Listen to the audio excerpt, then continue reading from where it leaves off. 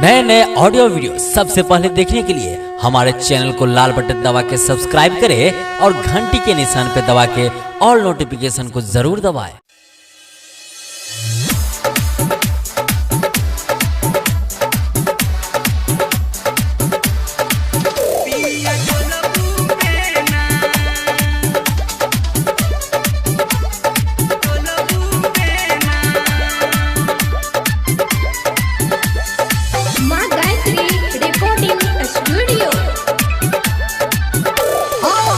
गरमी से छूटई या पसीना पिया डोलबू बेना।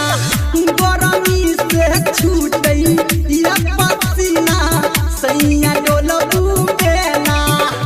यो पिया डोलबू बेना, यो सैया डोलबू बेना।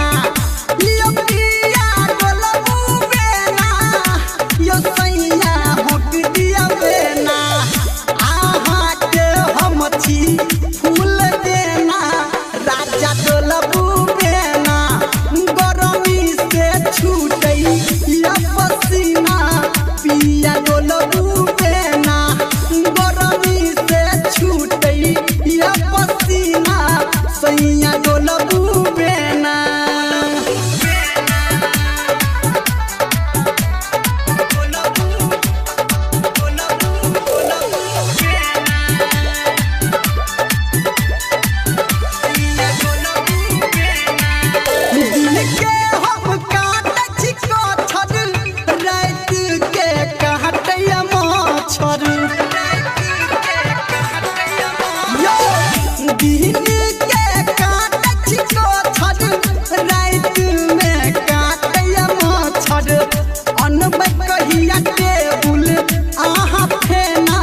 पिया डोलबू बेना।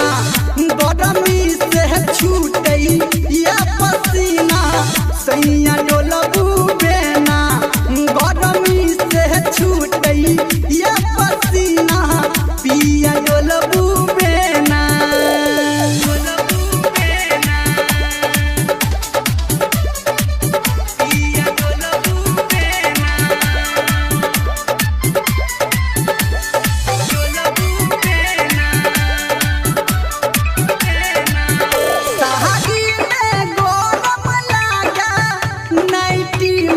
सोहरम